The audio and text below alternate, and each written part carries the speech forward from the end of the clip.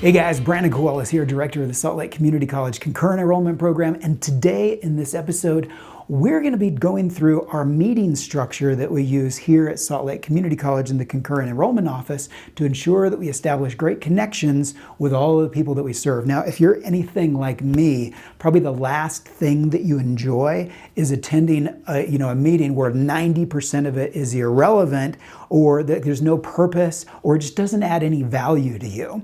You know, several years back, we sat down and we said, would those who attend our meetings, would they agree that this meeting adds value to them and is relevant? And we thought, I don't know, it's a good question, let's ask them. So we went out and we asked our partners and said, you know, for this teacher meeting you attend, does it add value to you? And some people came back and said, well, yeah, it's good. And then other people said, no, it's a total waste of my time. It's the same thing every year. I mean, maybe it's good for the new people, but it's not good for me. So after hearing that feedback on several of our different meetings, we decided to stop hosting certain meetings. We decided to adjust some of our meetings, and we decided to create some new meetings. Now you may say, well, who in the world would want to add more meetings?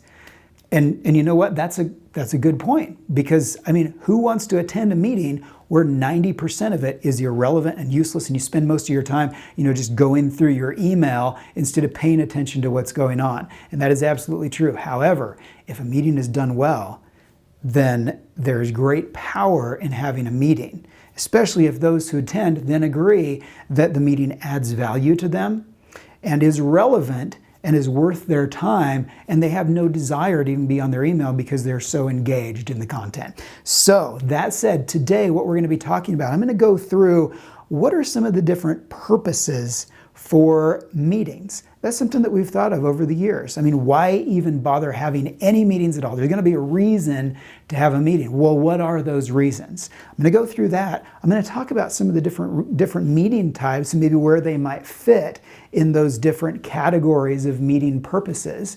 And then I'm going to show you some of the agendas and sort of how we've structured some of our meetings in order to maximize the value add for our customers.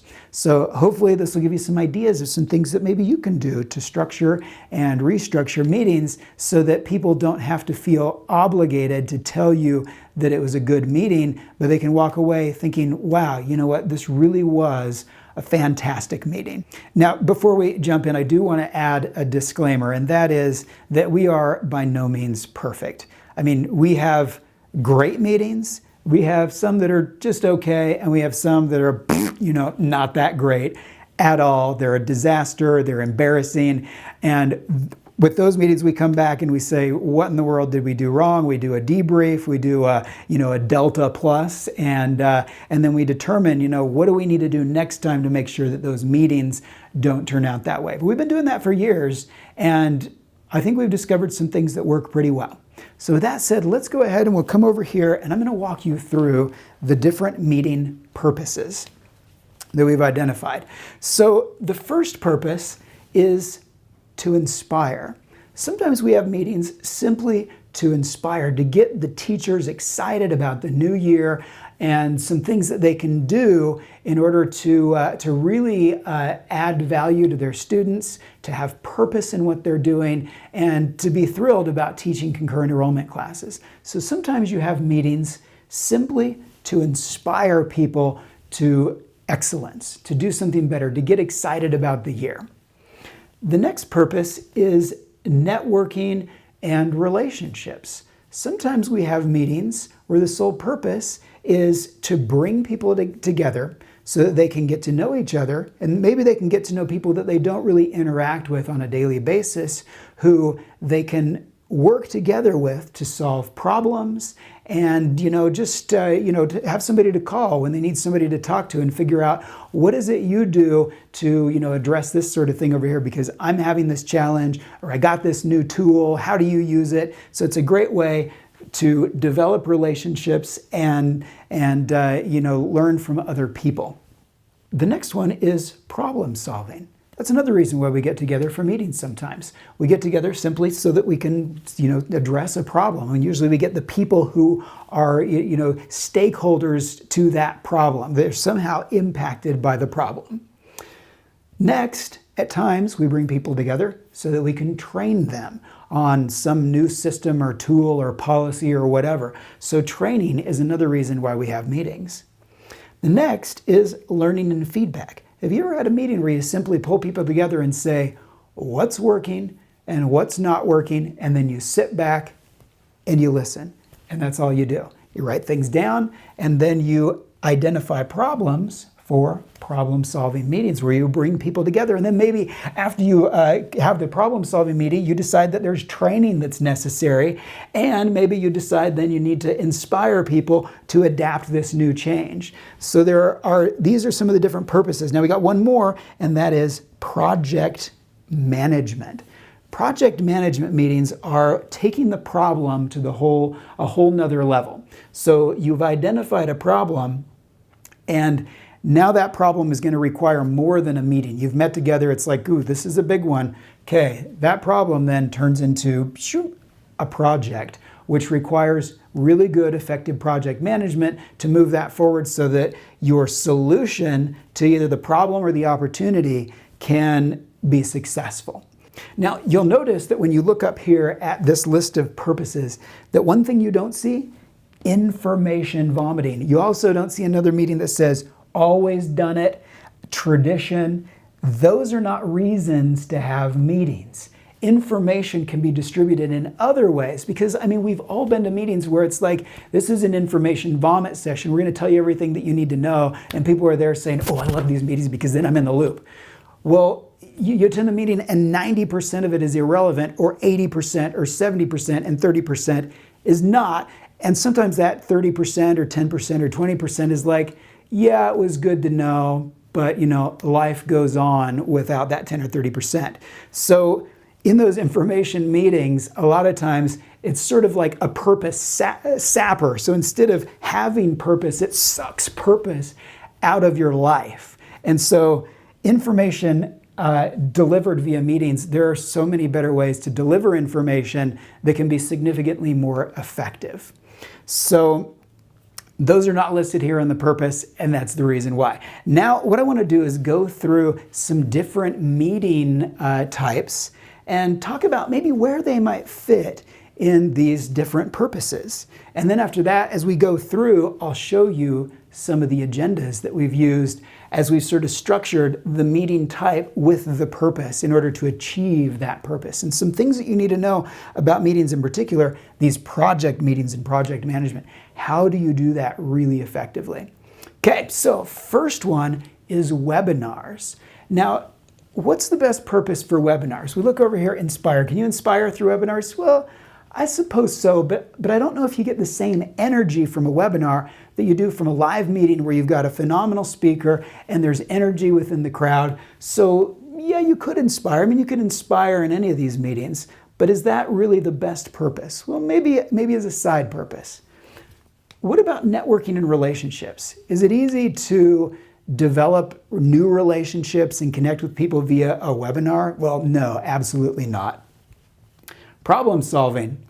Yeah, you could probably do like a web-based meeting and solve problems, but we're talking webinar here, and webinars are typically meetings where you're just broadcasting some information and then you take questions after. So really when it comes to problem solving and webinars, probably not the best fit, but maybe a web-based meeting. Web-based is really just taking a lot of these and digitizing and broadcasting it.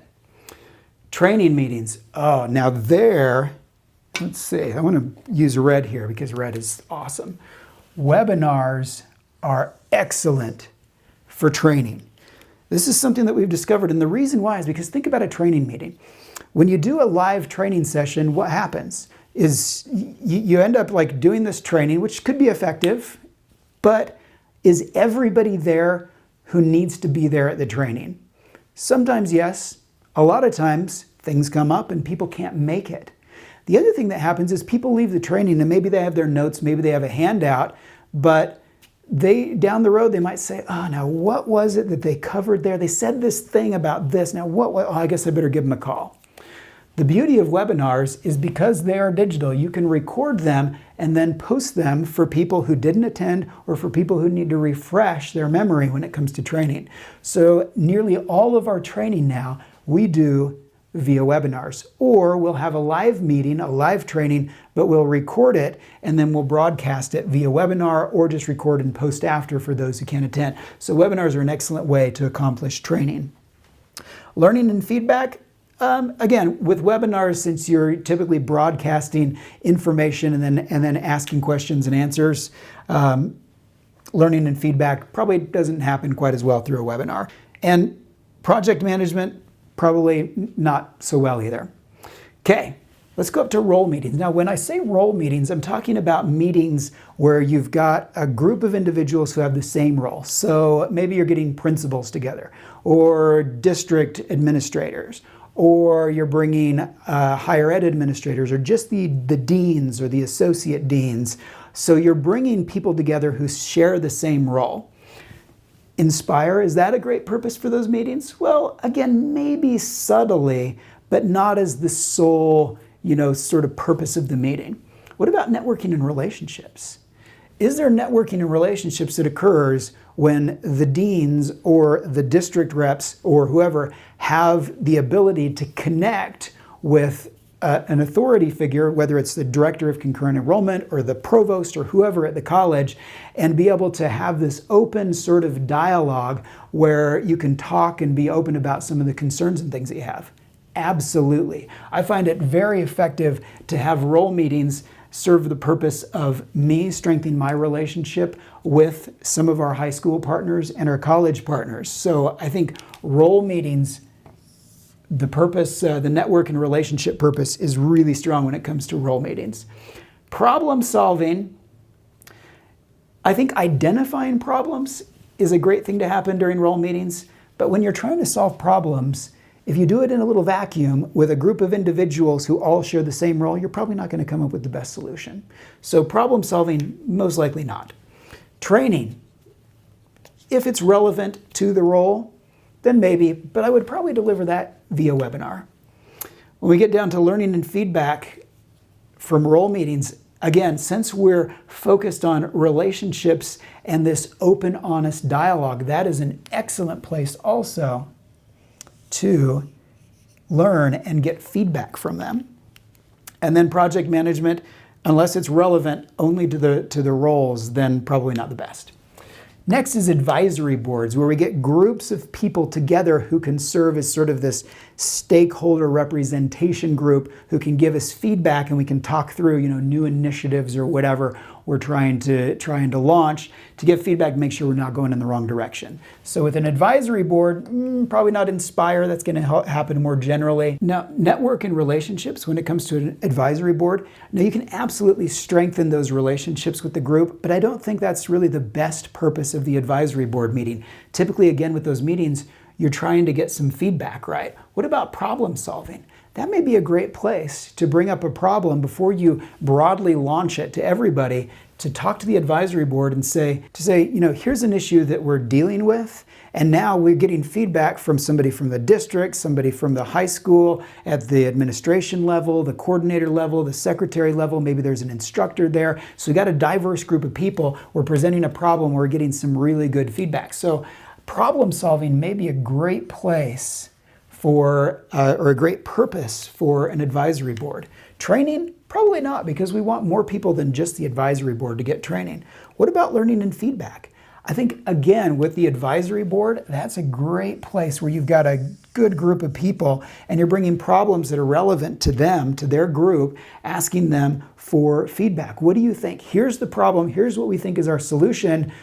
Will that work? And they can come back and say, ooh, no, that will not work at the high school. Did you realize this and this and this and this at the ground level, and this at the district level, and this at the college administration level? Oh, didn't realize that. We better step it back and reevaluate this. So advisory board purpose, learning and feedback and problem solving is fantastic. Project management may also be good depending on the nature of the project with the advisory board. Typically, though, they've already committed to quite a load being on an advisory board, so pulling them into a project is a little bit more than what they're willing to do. So advisory board, problem solving and feedback. Check-in calls. Now I put this up here in meetings. Now you notice we got check-in calls and we've got email listed under, this video where we're talking about meetings. Well, think about it. What is a meeting? A meeting is where you get people together and you talk through issues, or you inspire, you network or whatever. Well, can't you do that like via a call? Can you call somebody up and say, hey, I was just thinking about you. Just wanted to make sure everything's going okay. Have any questions, concern? How's the semester going? I think that's a meeting in my mind. It's a one-on-one meeting. Where do check-in calls fall? Well, in some ways they may inspire people and help them to feel connected to you and developing a relationship, because the boss at the college over the Concurrent program is calling me, a secretary, to find out how things are going. That's a great way to establish relationships and networking with folks. It may also inspire them, but I don't think that's the primary purpose. Problem solving? Probably not. You're not digging into problems, but you may be identifying problems, which is down here, the learning and feedback. So check-in calls a great way to hear somebody say, well, I'm glad you called right now because I've been having this issue with your system. That's fantastic. Not necessarily project management, and this is not a training thing. One-on-ones with staff. Now, where do they fall? In a little bit, I'm going to show you sort of the one-on-one sheet that we've developed. Typically for us, one-on-ones are really about helping staff to identify goals and projects that they want to work on when it comes to process improvement and improving their job and helping them to achieve those. So with one-on-ones, sometimes it may help to inspire, to sit down and kind of give them a pep talk. Networking and relationships. That's the value that I see in one-on-ones, is a great chance for them to feel connected to a supervisor or to, whatever the relationship is between you and the person you're having that one-on-one meeting with. Problem solving, absolutely, because sometimes staff hit problems and they need help talking through those. Training, typically not during a one-on-one session, although there may be something that comes up and we spend some time sort of teaching them a new concept, or maybe they teach me something. So training could occur, but it may not be the primary purpose.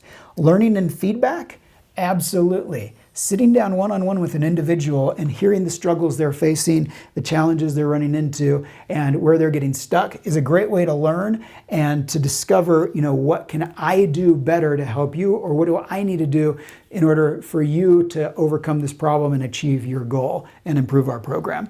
Project management, probably not. Next is staff meetings. Now, a lot of times staff meetings are, information sessions. Most staff meetings that I've been to, you go around the room and everybody says, I'm working on this, I'm working on this, I'm working on this, I'm working on this. Now, if everybody does sort of a similar job, that's great. But when you're with a group of staff where everybody does very different things, that's a lot of irrelevancy and not very helpful. So where can staff meetings fall? Are they inspire? Well, maybe again, you give your staff a pep talk, get them excited about something. But sometimes, if they don't believe you or you don't have a good relationship with them, then, the inspiration probably ain't coming. What about network and relationships? I think staff meetings, and this could be, staff retreats, it could be team building activities, are an excellent way to maintain relationships with your staff. So network and relationship, I think, is an important part of staff meetings. Problem solving, absolutely. If your staff help you identify problems, and that's a part of your staff meetings, then this can be one of the core purposes of your staff meeting. Training, most likely not. That may happen as a result of a staff meeting. Learning and feedback. That can happen as well, although what I've found is that if you have a fantastic relationship with most of your staff, you don't need a meeting to do this. Typically, this comes up, during the week or, just the day-to-day sort of stuff. But you could have learning and feedback as part of the staff meeting. Project management, this is one of the things that we have sort of revamped in our staff meetings.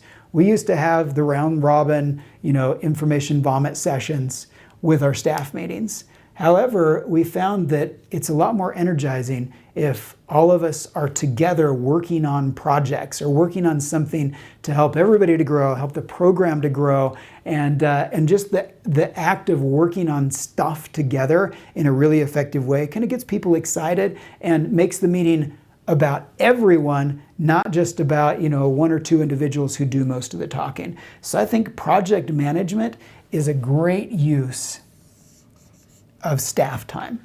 In fact, probably 80% of our staff meetings are working on staff-related or program-related projects, and the rest is maybe a few updates on important things that anybody needs to know that may be relevant to the whole group or whatever. Large group meetings. What we've found when we do large group meetings is Inspire is probably the number one reason. The only reason to bring like a whole group of people together, if you're training, you're going to have people on their phones, you're going to have them checked out. If you're trying to problem solve, there's going to be people who care about the problem, there's going to be people who don't care about the problem. Networking and relationships is also another huge part of large group meetings. So I'm going to draw a line on both of these in this spaghetti mess. Network and relationships and Inspire, because when you bring a big group together, what do they want? They don't want to sit back and listen to a dull, boring speaker, a bunch of policy updates or information you need to know. They want to hear a phenomenal speaker who's going to entertain them and inspire them, and they want to do the talking. If they're doing the talking, they're not going to be on their phones, they're not going to be checked out, and it's going to be relevant to them. So for us, these are the two big purposes when it comes to large group meetings. Can't do project management because, you're going to have, in most cases, you're not going to have the mix of stakeholders you need. Learning and feedback, you just get a few people that, throw out their concerns. Those that always do all the talking are the ones you hear from, not those that are quiet. Training doesn't work so well. Problem solving, when you've got a group that big, doesn't really work so well. Next is email. So where does the purpose of emailed pseudo meetings? Well, with email, you can really effectively inspire. I send out a monthly email that shares student quotes with all of our partners to remind them why we're doing what we're doing. Networking and relationships, email doesn't work like that.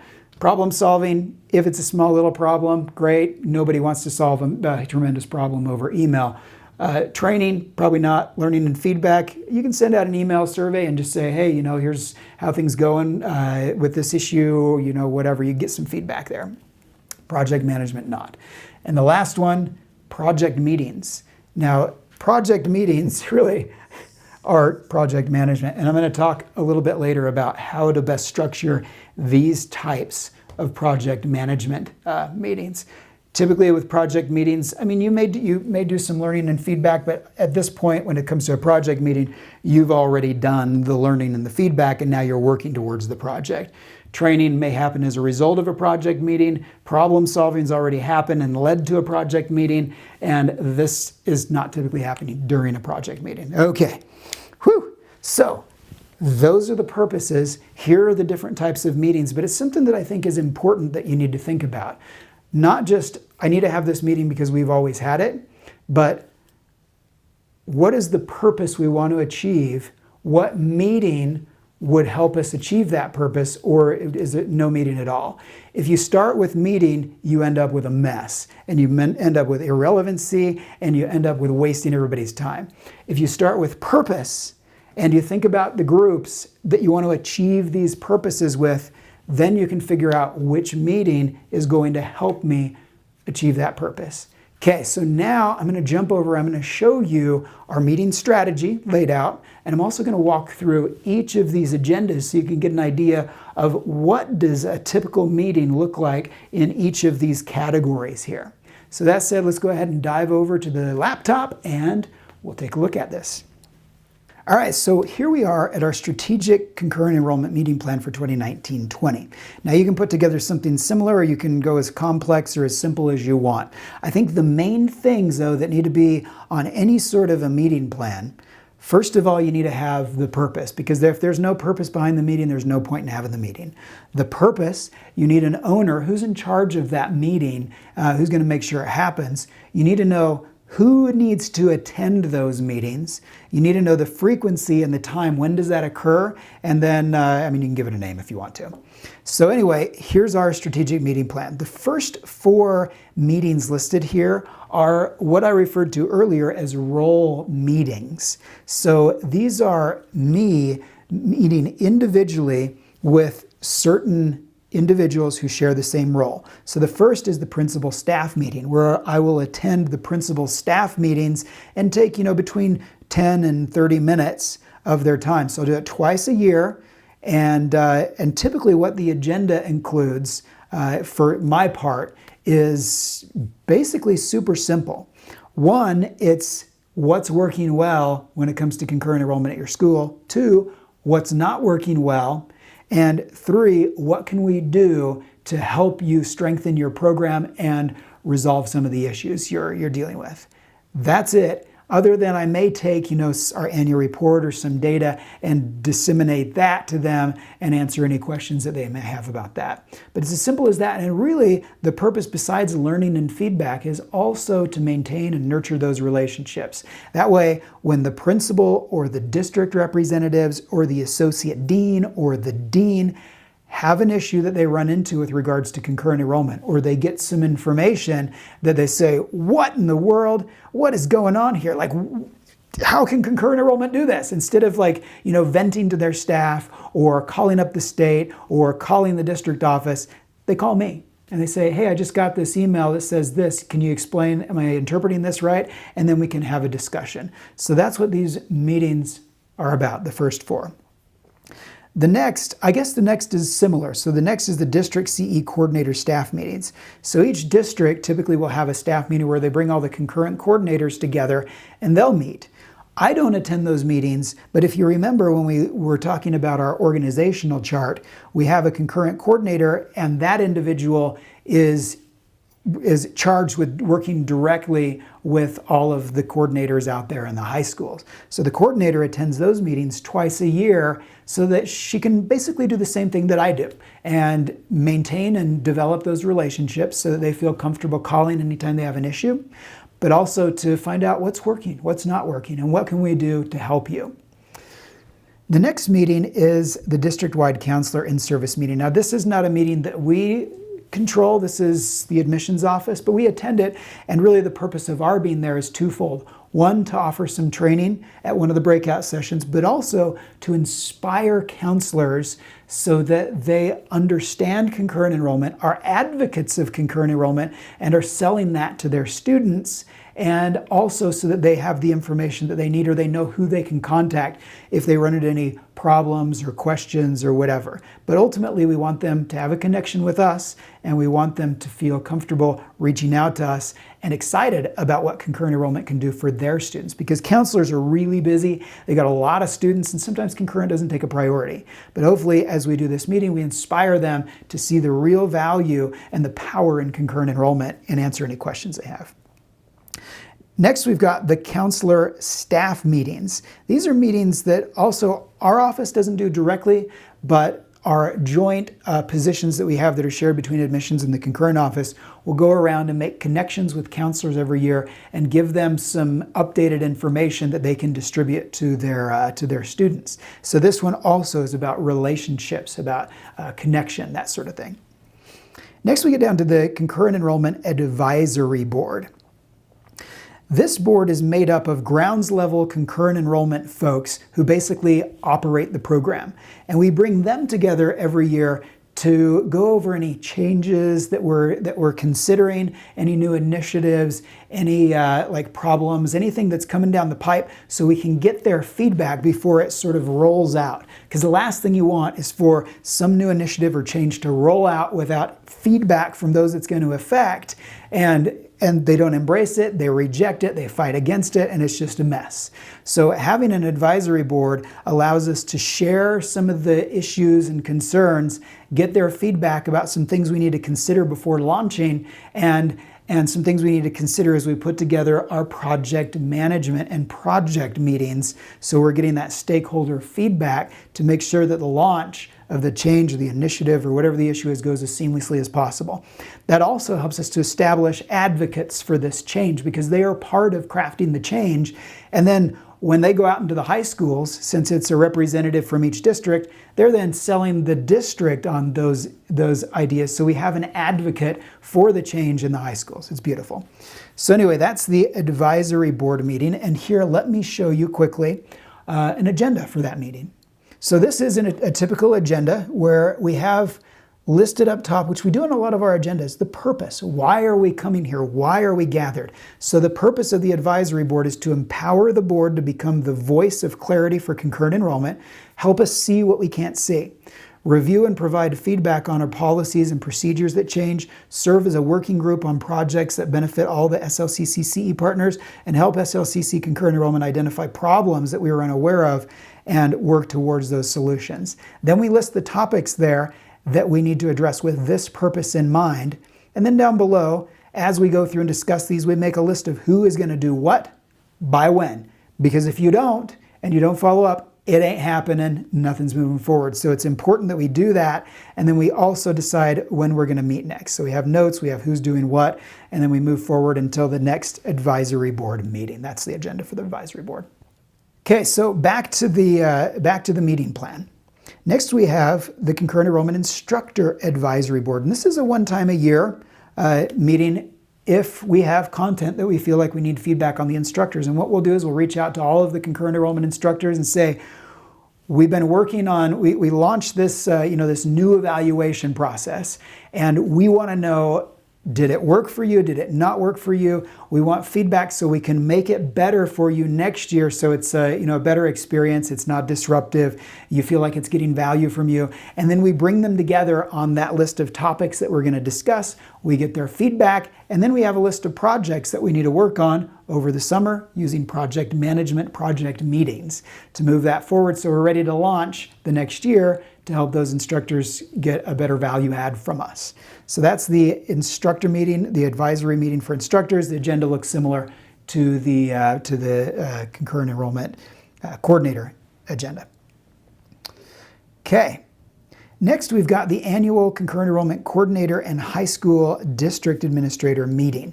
This is a meeting where we pull together basically all of the people minus the instructors and counselors in the high schools and in the districts who are somehow tied to concurrent enrollment. And the purpose of this meeting is, first of all, to express appreciation. We feed them, we treat them well, we give them some swag.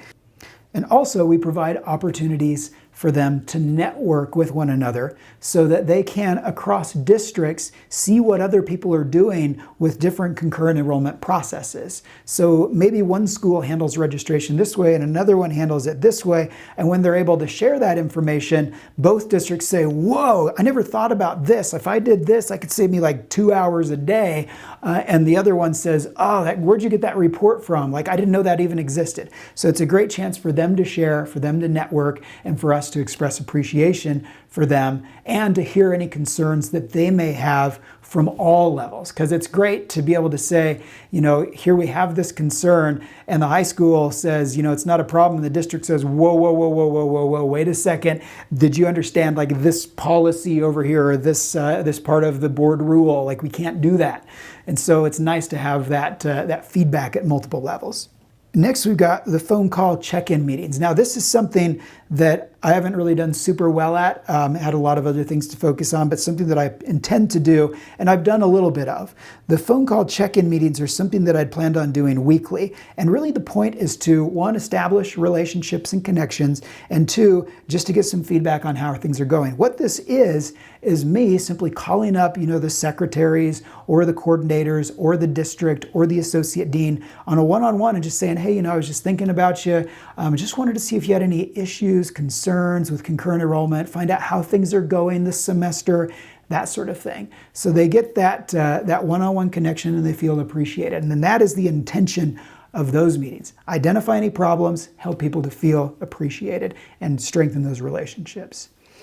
Next and last on this list, and then I'll show you a couple of other agendas, is the inspirational email with student quotes. And this is a monthly email that goes out, and the purpose is to keep our purpose, our program purpose, fresh in their mind, because it can get easy in sort of the day-to-day to forget why are we doing what we're doing.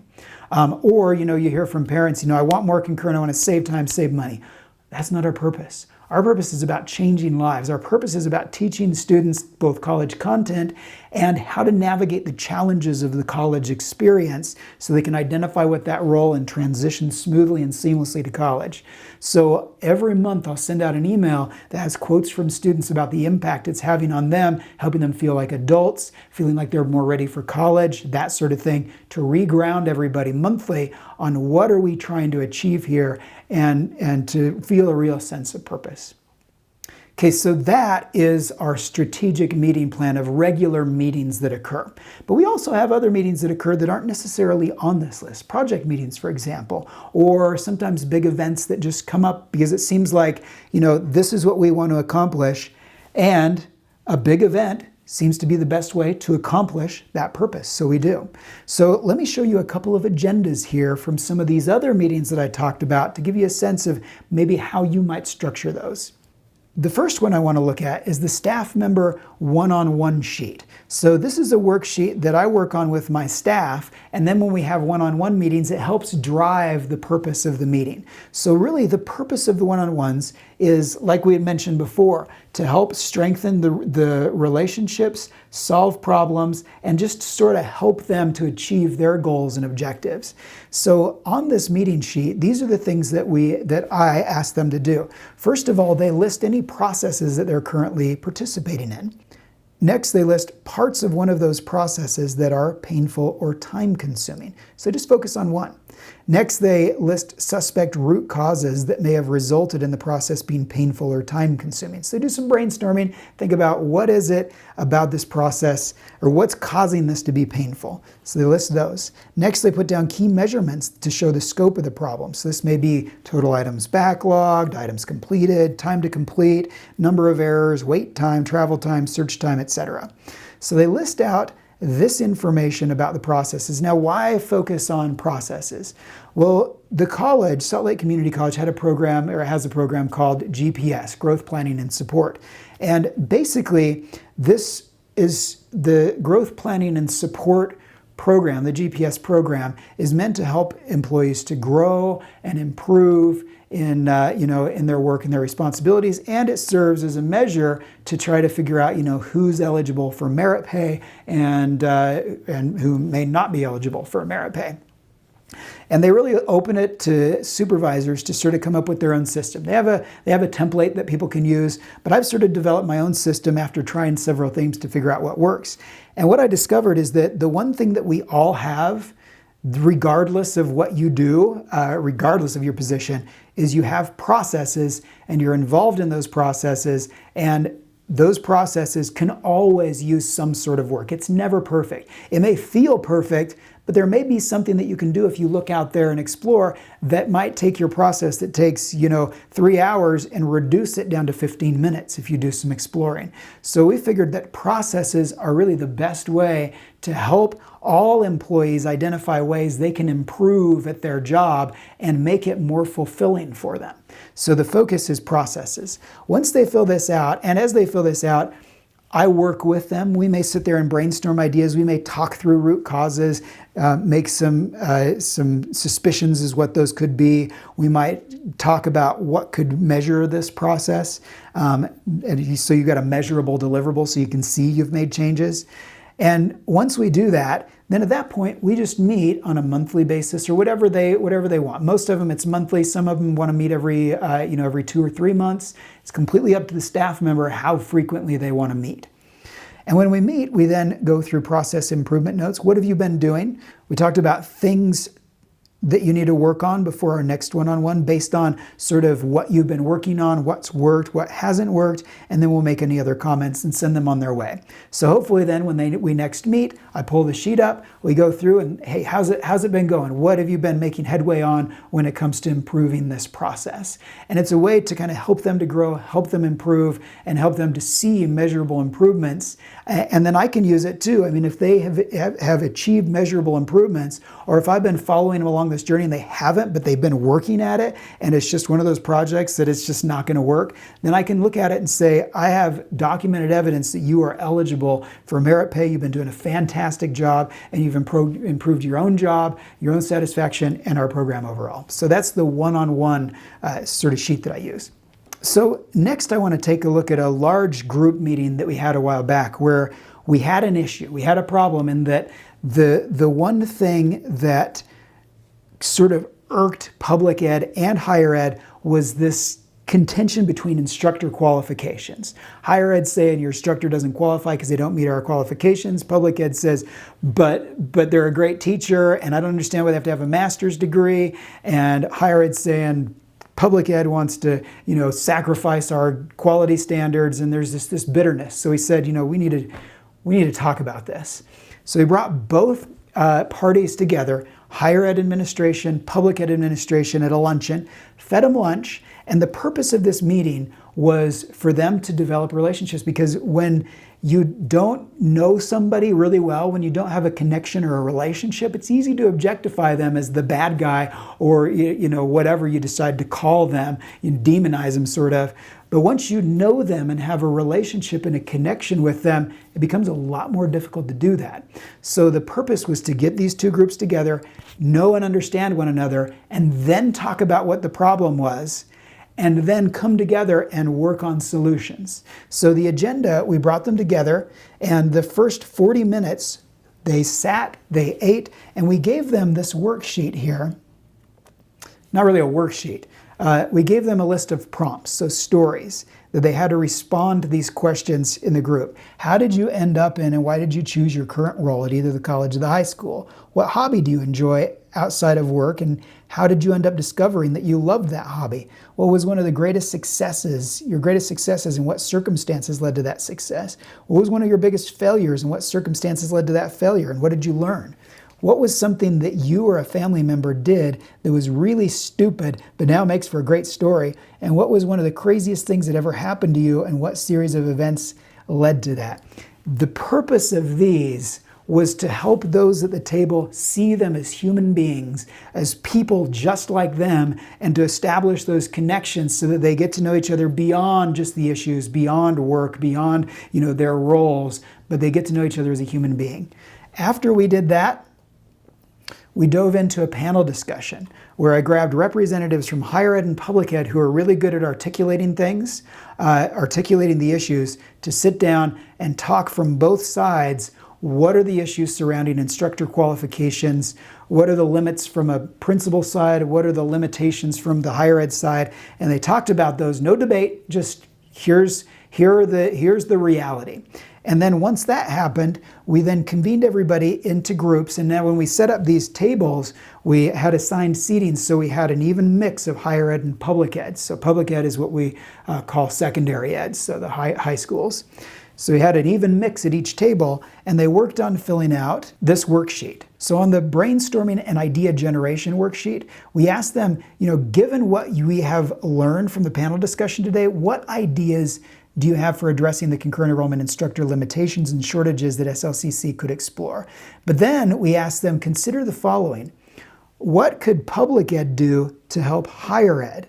Not higher ed, what do you think public ed should do? No, as a public ed person, what can you do to help higher ed? And as a higher ed person, what can you do to help public ed? And then what can we do collaboratively? They wrote these ideas down, we compiled them, we went through, and then we sent them out to everybody for some things to consider and some projects to consider working on to try to overcome the issues with instructor qualifications. This was a very powerful meeting. Everybody loved it. Everybody was engaged. Nobody was on their phones. This was a great way to structure a large group meeting. And it came together that way because we started with purpose. I've got two more things that I need to show you that I think you'll find of value. First of all, webinars. I talked earlier on, that was the first thing we talked about, was webinars. So I'm going to jump over here to our website and show you what we do with webinars. So when we shoot a webinar, which again, remember I talked about earlier, webinars are for training. So once we record a webinar, which we do live, and then we record it, we post it here on our website. So if you come down here to the high school partners section of the Concurrent Enrollment website, slcc.edu/concurrent enrollment, if you were not aware of what the web address is. And then here on the partners section, you'll see a link called Webinar Archive. And right here is where we post the webinar recording. And we also have all of the materials and resources that we talked about. So we can do a training And anybody who missed that training or who needs a refresher can come back and they can watch the video, they can download all the resources, and they're good to go. So that's webinars. Now, one last thing, and this really is the last thing that I'll show you, and then we'll wrap it up. So I talked about project meetings earlier. Let me sort of show you the structure of a project meeting. And this includes staff meetings, which are mostly project meetings with a little bit of non-project stuff, and any real serious projects where we've expanded outside of our staff for stakeholders that need to be involved in this project. So first of all, again, we define meeting purpose. If you don't define meeting purpose, then it's really easy for people to get off track. So defining meeting purpose right at the beginning of the meeting. Next, we review any previous goals or tasks, which include a due date, the description of the task, and who that was assigned to. So we go through. So-and-so had this. Tell us, is it done? What worked well? Did you run into any challenges or anything? Have you not got it done yet? If so, what do we need to do next time? How do we overcome the challenges? And down here in the progress assessment area, we'll list what are some of the successes and the challenges and solutions. Next, after we've gone through all those to make sure we're sort of on target for our tasks, then we jump over and we create new goals and tasks. Maybe as we're discussing these challenges, so-and-so says, you know, I was working on this, but I discovered that I need this and this and this. Okay, well, who's going to do these things so that this person can have what they need in order to go and accomplish whatever they're working on? So we make a list of due date or the task descriptions, the due dates, and then who that's assigned to. Finally, we establish the next meeting date, and then we've got an area up here for notes. Those are all critical components of any sort of project management meeting that you're having. Because if you don't know who is doing what, by when, if you don't come together and discuss the progress you're making and have some accountability for completing those tasks, and if you don't make new goals and assignments and tasks and have a next meeting date, then it's just going to peter out and that's the end of the project. So this is sort of the format we use as we're focusing on different, project meetings and project management sort of stuff. Okay. So hopefully this has given you some ideas of maybe some things that you can do to structure your meetings and think differently about meetings.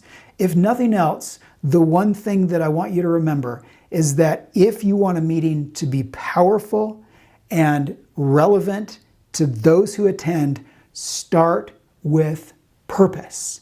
Figure out what do you want to accomplish and then ask yourself, is a meeting the best way to handle this? If not, don't have a meeting.